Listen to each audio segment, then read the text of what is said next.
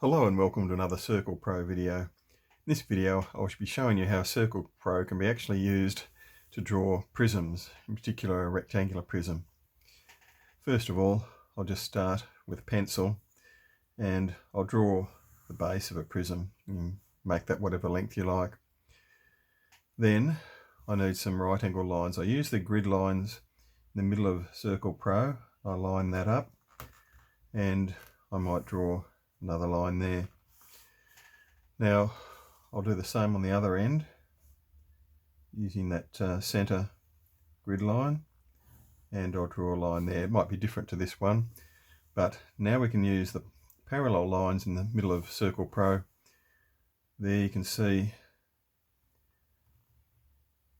down here I can use this line, and by eye I can see keep it parallel to this pencil line there.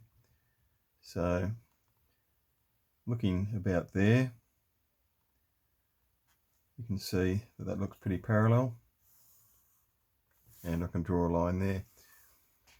Next I can draw a line going off at an angle, and then again I move along and I can use this grid line on Circe-Pro and keep it parallel to that one by eye, and till I get, you can see that I've got that space pretty even, and then I can draw a line up there. If I need to, I can move it up a bit further,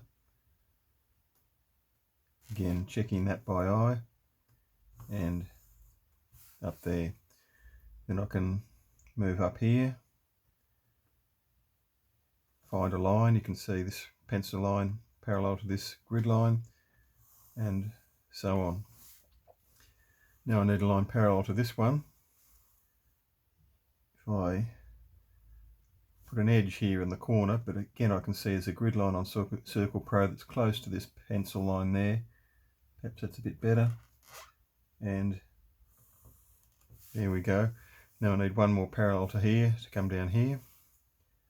Again, let's say make it there. You can see this pencil line and this line on Circe-Pro, keep them parallel, and there we have it.